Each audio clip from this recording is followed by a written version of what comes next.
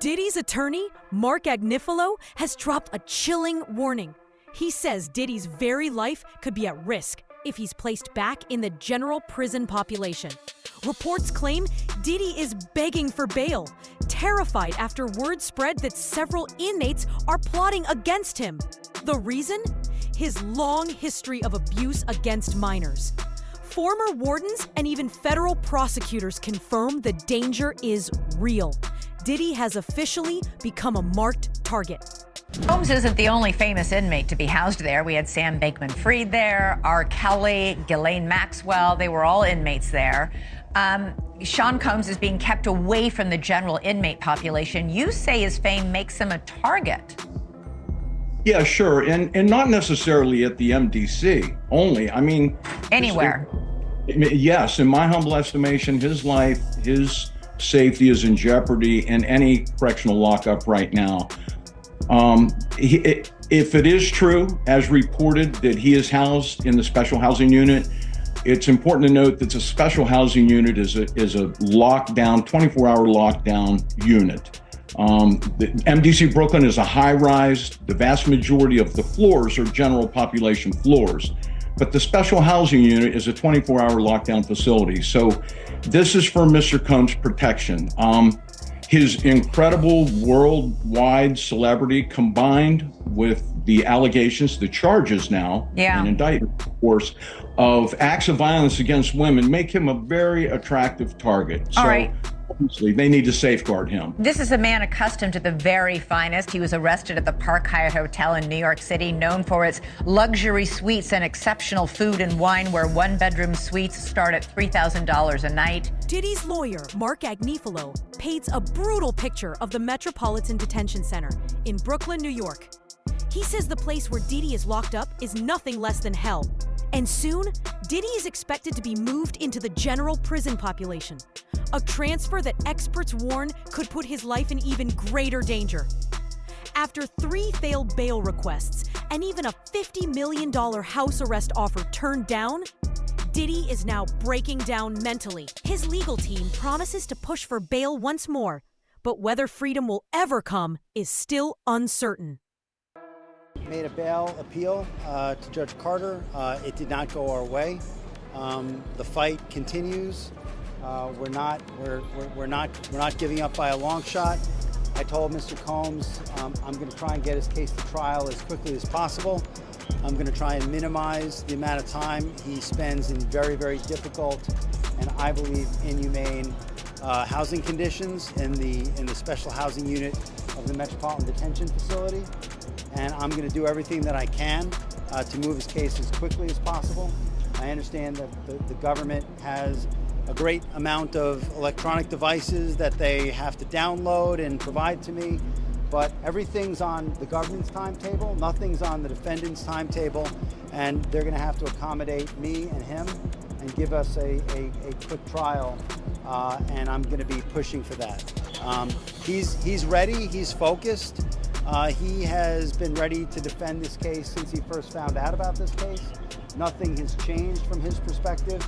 I obviously would much prefer to fight this case with him out of jail, and we are going to try to bring that about through... Inmates inside the prison say Diddy is falling apart. He's not built for the cold, ruthless environment, and now he's reaching his breaking point. His bail was denied, keeping him locked in federal custody until May 2025, when his trial is set to begin. Prosecutors argued that Diddy tried to reach out to witnesses while behind bars, a move that sealed his fate. But his lawyers pushed back, claiming Diddy simply wanted to talk, not to pressure or harass anyone. The question now, will the court believe him? And Steve, for the first time in his life, Sean Diddy Combs has spent a week behind bars. He's here inside MDC, where he's been since his arrest on Monday night on federal sex trafficking and other charges, to all of which he's pleaded not guilty. There's no VIP section, there is no concierge, only con men, killers, and kingpins. MDC is so bad, federal judges have questioned the harsh conditions for those here awaiting trial. So bad I was here 2 years ago during a cold spell, reporting on detainees with no heat, pounding on windows for help. There was even a congressional inquiry. But take the word of a former inmate I spoke with who goes by Esco. It's terrible. The food is terrible. Of course, the inmates are terrible. The guards are terrible. The conditions are terrible. It's just terrible. The inmates that you're surrounded around, just in general, a lot of them are brought up on pretty heavy federal indictments, right? So just in terms of the atmosphere there, it's just certainly one that no one wants to be in. Combs was placed in a special housing unit and on suicide watch, the standard protocol for high-profile celebrity detainees. The disgraced mogul was denied bail by 2 separate judges. His attorney, Mark Agnifilo, asked the court to transfer him to the federal detention section at the Essex County Jail, but the judge deferred to the Bureau of Prisons. Federal trial attorney Philip Hamilton says lockdown can mean a lot less time to prepare your defense. Reports now suggest Diddy himself is asking to be placed back on suicide watch. That means being locked away in solitary confinement for more than 23 hours a day, a punishment so severe it often breaks inmates mentally. Many prisoners lose their grip under those conditions. But Diddy knows the alternative could be far worse.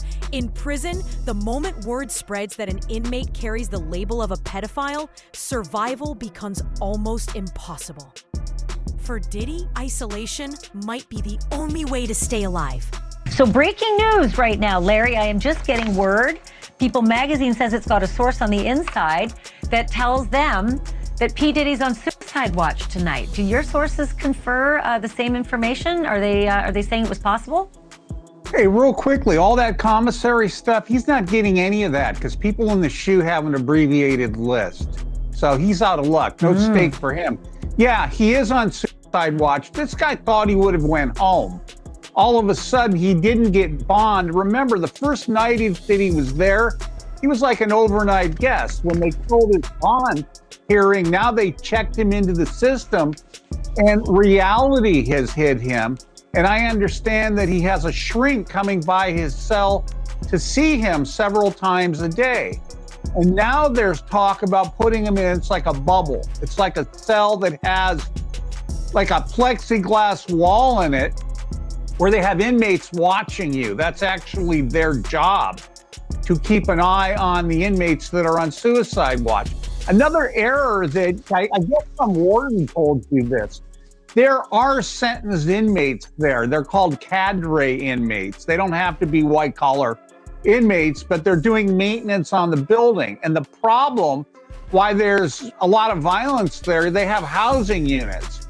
And they're mixing bank robbers, drug dealers, rapists with white collar people.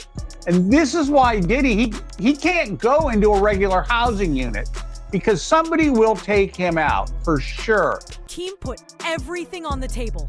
$50 million in cash and a luxury home worth $70 million fully paid off. They even offered to hand over Diddy's passport along with his family's to prove he wouldn't flee. They knew freedom would come only at a heavy cost. But Judge Aaron said no. He ruled that no price, no deal could guarantee the safety of the victims. And so, Diddy remained behind bars. Even through the holidays. Still, reports claim Diddy used secure prison phone lines to pressure the very victims he was ordered to stay away from. What he did here is on a magnitude of unlike anybody else you could imagine. A week after those public searches were televised, he gave us his passport. His children gave us his passport. He then paid off the mortgage entirely on his Miami home, $18 million.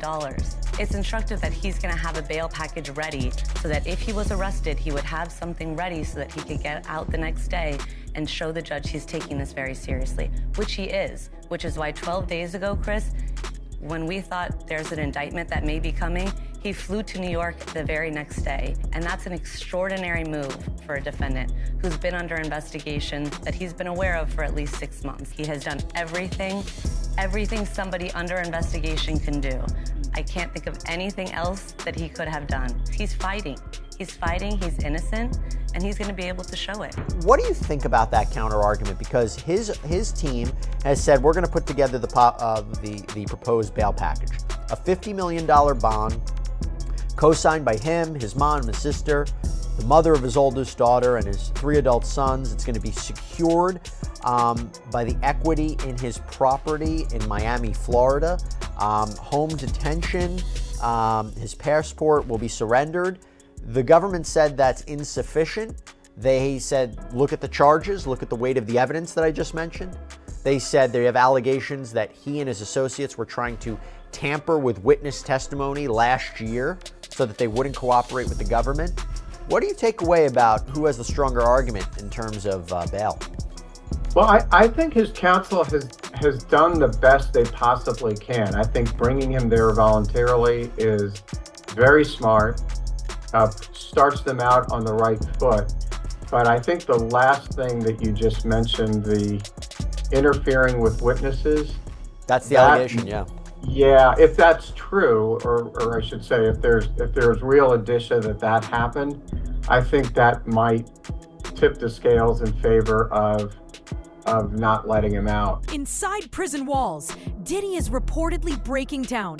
Nervous fits, sleepless nights, and constant fear have taken over. He knows any moment could turn violent, and it terrifies him. All he wants now is a way out. But trouble isn't just behind bars. Outside, the storm is only getting darker. 3 of Diddy's closest co-conspirators have already been named in lawsuits, and experts believe they could soon face prison time too. Rumors are spreading that Diddy may have lost hope in his own case, even to the point of considering suicide. According to a report from the Daily Mail, that's why Diddy had a breakdown. A person close to him apparently said, quote, spending the holidays behind bars was a nightmare for him. If we're to believe all this, Diddy had a meltdown in his cell and begged the guards to take him to the hospital for observation, but they refused. This same friend or person told the Daily Mail, quote, he eventually managed to calm himself down with the meditation technique he's been using while he's been behind bars. It took him a few hours of deep breathing and focusing to get out of the bad space he was in, but he finally managed it. This isn't the first time Diddy's mental health has come into question while he's been at MDC. When he first arrived, he was on suicide watch, which the U.S. Department of Justice National Institute of Corrections describes as supervisory precautions taken for suicidal inmates that require frequent observation. Diddy's suicide watch was only temporary, though. He was housed in a special protective unit of the jail after that for the first few weeks of his stay. But Diddy right now is in Gen Pop, meaning general population, the place where majority of the inmates stay.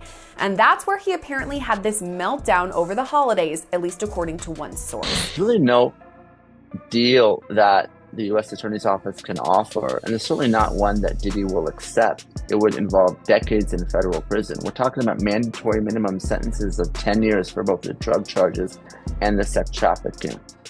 So we know that Diddy has fought charges before. There were state charges, there were gun-related, the nightclub shooting with J-Lo, but he's going to dig in his heels, and this case is going to trial. So if you're prosecutors, you really want to make sure that your evidence is bulletproof before you go down that. In recent days, Diddy's own legal team made a shocking admission.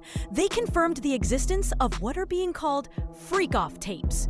Out of desperation, they insisted the recordings are real, but claimed they do not show Diddy exploiting anyone. According to his lawyers, there are 9 tapes in total. And rather than condemning him, they argue these recordings actually prove his innocence.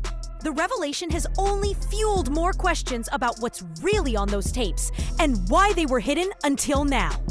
In their letter, they write, quote, having reviewed these videos, it is now abundantly clear that they confirm Mr. Combs' innocence and that their full exculpatory value cannot be investigated and used unless they are electronically produced. The 9 videos at issue are the so-called freak-off tapes with victim 1 that the government has repeatedly referenced, causing wild speculation in the media. Contrary to what the government has led this court and the public to believe, the so-called freak-offs were private sexual activity between fully consenting adults in a long-term relationship. Like many Americans in the privacy of their own bedrooms, they sometimes filmed their sexual activity. These videos unambiguously show that the person alleged in the indictment to be victim 1 not only consented, but thoroughly enjoyed herself. And we believe, by the way, victim one to be Cassandra Ventura. This is Diddy's ex, who first filed that initial sexual assault lawsuit against Combs back in 2023. She was in that infamous surveillance footage that was published by CNN of an incident that happened in a hotel hallway where Combs is beating Ventura just while wearing a cowl. It's a very disturbing video. He argues the videos don't show any orgies or celebrities or violence or coercion or threats or manipulation or evidence of anyone being under the influence of drugs, that this is not sex trafficking. Quote, the premise that freak-offs are inherently dangerous shows that the government seeks to police non-conforming sexual activity and that it assumes, despite all evidence to the contrary, that a woman's willing participation must have been coerced. That's interesting because that's something we've long suspected, that the defense is not going to shy away from the term freak-offs. They might accept, yeah, Combs called these freak-offs, but this was entirely consensual. It was all in the up and up. It might be different to you and me, but there's nothing illegal going on here. Day is losing the battle on every front. Inside prison, he's unraveling. Outside, the storm is pulling his friends into the chaos. Jennifer Lopez, once Diddy's girlfriend, has now been named a material witness in one of the lawsuits tied to him. Alleged victim Cardello Smith claims Diddy assaulted him back in 1997 during a party at a Holiday Inn in Detroit. Smith says Jennifer Lopez played a role too, accusing her of helping Diddy cover it up after he allegedly recorded the assault. These claims have only added more weight to the case hanging over Diddy. But going back to Cardello Smith's filing, his notice says that Jennifer Lynn Lopez, aka J-Lo, aka Jenny from the Block, quote, will be called as a material witness and expert to Sean Combs' viewing, possession, and distribution of his sexual assault upon the plaintiff in 1997, and the orders of defendant Sean Combs forcing Jennifer Lopez to remain silent about the videotaped sexual assault of plaintiff by defendant.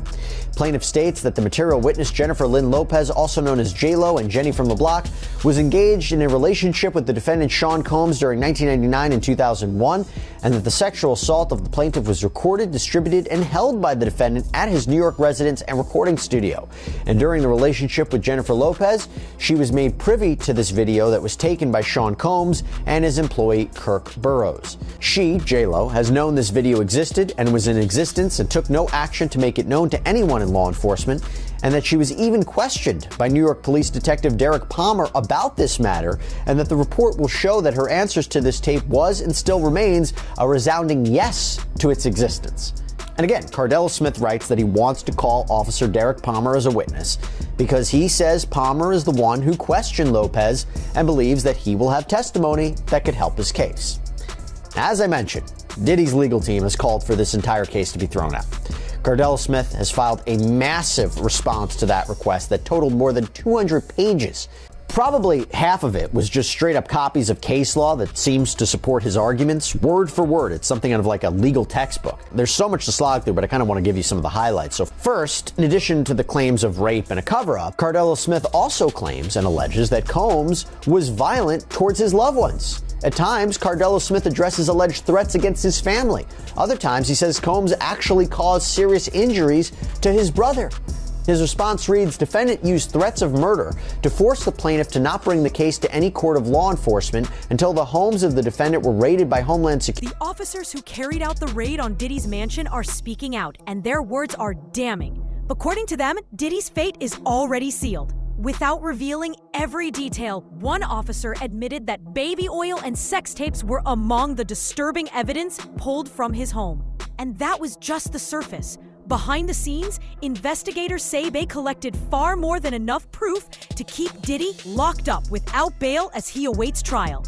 For years, P.Diddy's gotten a hall pass. He's actually created his own kingdom where he makes his own rules, and you got to follow his rules or you get penalized. And guess what, Laura? He's now in a federal penitentiary, and for the first time in his life, he's facing his own fate at the hands of somebody else. And I will tell you, Laura, I've done federal cases, that's not the place you want to be in federal court. 90% of federal criminal indictments brought down are pled out, right? A plea deal is brought. And of the only 10% left, 90% of those defendants that go to trial, they lose. So he is looking at a daunting uphill battle to fight these horrible charges. Now, Brian, one of the DHS agents involved in this raid on his Miami mansion described what he saw inside the house, saying that, in my opinion, he's as bad as Epstein. These women are young, either barely legal or barely illegal. Brian, this sounds like he was a monster. Yeah, Laura, I will tell you that this indictment was very detailed, by the way, too. Your viewers should know there were over 300 subpoenas served, over 50 witnesses interviewed. Why is that important? Because the federal prosecutors aren't going to be leveling an indictment like this unless they have ammunition and they have cause to bring it.